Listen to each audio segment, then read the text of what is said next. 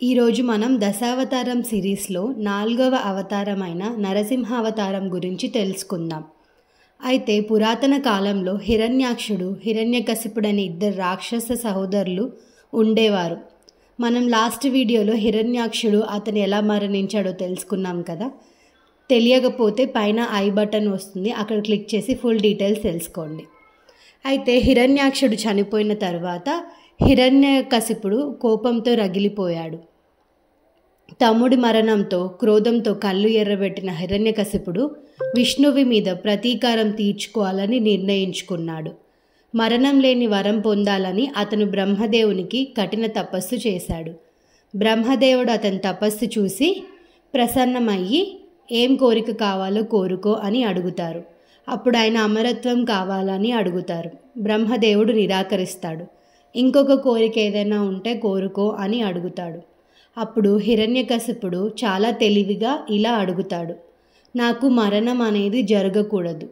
ఒకవేళ జరిగితే రాత్రి కాదు, పగలు కాదు, గదిలో కాదు, బయట కాదు, భూమిపై కాదు, ఆకాశంలో కాదు, మనిషి చేత కాదు, మృగం చేత కాదు, ఏ ఆయుధంతో కాదు, కత్తితో కానీ బాణంతో కానీ వాటి వల్ల కూడా నాకు మరణం రాకూడదు అన్న కోరిక కోరుకుంటాడు. బ్రహ్మదేవుడు తదాస్తు అంటాడు. హిరణ్యకశిపుడు తపస్సులో ఉన్న సమయంలో ఇంద్రుడు హిరణ్యకశిపుడి భార్య కయాదును పట్టుకొని తీసుకెళ్లే ప్రయత్నం చేస్తాడు. ఎందుకంటే ఆమె గర్భంలోని శిశువు కూడా రాక్షసుడే అవుతాడని దేవతలు భయపడ్డారు. అప్పుడు నారద మహర్షి వచ్చి కయాదును రక్షించాడు. అతను ఆమెను తన ఆశ్రమానికి తీసుకువెళ్ళి గర్భస్థ శిశువుకి కూడా ధర్మం, భక్తి మరియు విష్ణువు గురించి ఉపదేశాలు ఇచ్చాడు. ఈ విధంగా గర్భంలో ఉన్నప్పుడే ప్రహ్లాదుడు విష్ణువు భక్తుడిగా మారాడు. హిరణ్యకశిపుడు తన తపస్సు ద్వారా బ్రహ్మదేవుని వరం పొందిన తర్వాత అతను తన భార్య కయాదును తీసుకొని రాజధానిలోకి వెళ్ళాడు. అప్పుడు తనను దేవతల కంటే గొప్పవాడిగా ప్రకటించుకున్నాడు. విశ్వంలో తననే పూజించాలని ప్రజలపైన బలవంతంగా నియమాలు విధించాడు. విష్ణువు సేవను నిషేధించాడు. కానీ అతని కుమారుడు ప్రహ్లాదుడు చిన్నప్పటి నుంచే విష్ణువు మీద గాఢమైన భక్తితో జీవించేవాడు. ఎప్పుడు ఓం నమో నారాయణాయ అనే నామస్మరణలో మునిగిపోయి ఉండేవాడు. అతని నమ్మకాన్ని చూసిన హిరణ్యకశిపుడికి కోపంతో రగిలిపోయాడు. ముక్కలుగా చేస్తానని బెదిరించాడు. అయినా ప్రహ్లాదుడు ఎలాంటి భయాన్ని చూపించలేదు.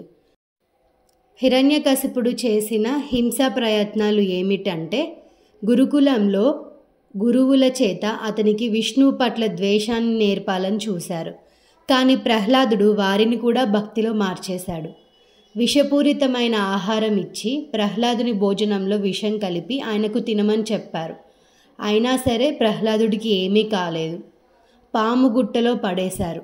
ఎన్నో విషసర్పాలు ఉన్నప్పటికీ ప్రహ్లాదుని ఏమీ హాని చేయలేదు. గజదనలతో తొక్కించడం అంటే ఏనుగులు కూడా ప్రహ్లాదుని నష్టపెట్టలేకపోయాయి.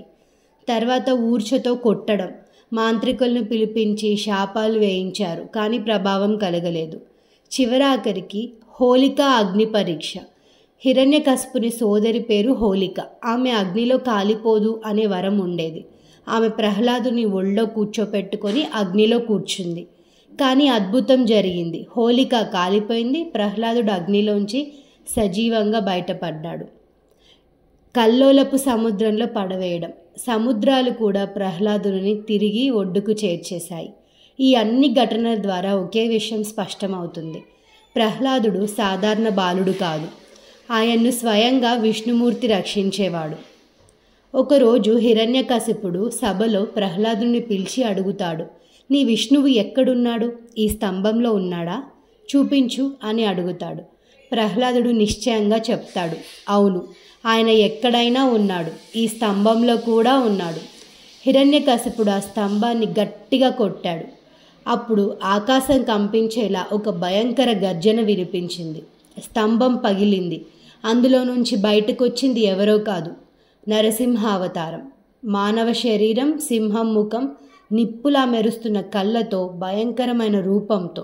అతను మనిషి కాదు, మృగం కాదు, సాయంత్రం సమయము కాదు, రాత్రి కాదు, తలుపు దగ్గర అంటే గదిలో కాదు, బయట కాదు, ఒడిలో వేసుకున్నాడు. భూమిపైన కాదు, ఆకాశంలో కూడా కాదు. ఆయుధాలు లేకుండా తన గోర్లతో హిరణ్యకశిపుని ఛాతీ చీల్చి చంపేశాడు. రక్తం వర్షం బిందువులా ఉల్లంఘించబడింది.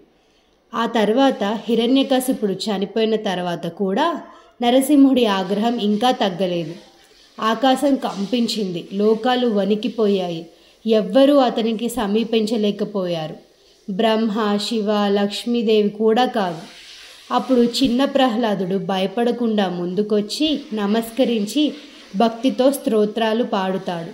ఆ భక్తిని చూసి నారసింహుడు నెమ్మదించాడు. అతనిని ఆశీర్వదించి ధర్మపరాయణ రాజుగా నియమించాడు. అలా విష్ణుమూర్తి నారసింహ అవతారం చాలించి తిరిగి మరీ విష్ణువుగా అందరికీ కనిపిస్తాడు. విష్ణువు యొక్క ఈ నారసింహ అవతారం నుండి మనం ఏం నేర్చుకోవచ్చు అంటే, ఎంతటి బలమైన వాడైనా సరే ధర్మానికి వ్యతిరేకంగా వెళ్తే తప్పకుండా దేవుడు ఏదో ఒక రూపంలో వచ్చి వారిని శిక్షిస్తాడు. మీకు మా వీడియోస్ నచ్చినట్టయితే అందరికీ షేర్ చేసి సబ్స్క్రైబ్ చేయండి. Thank you.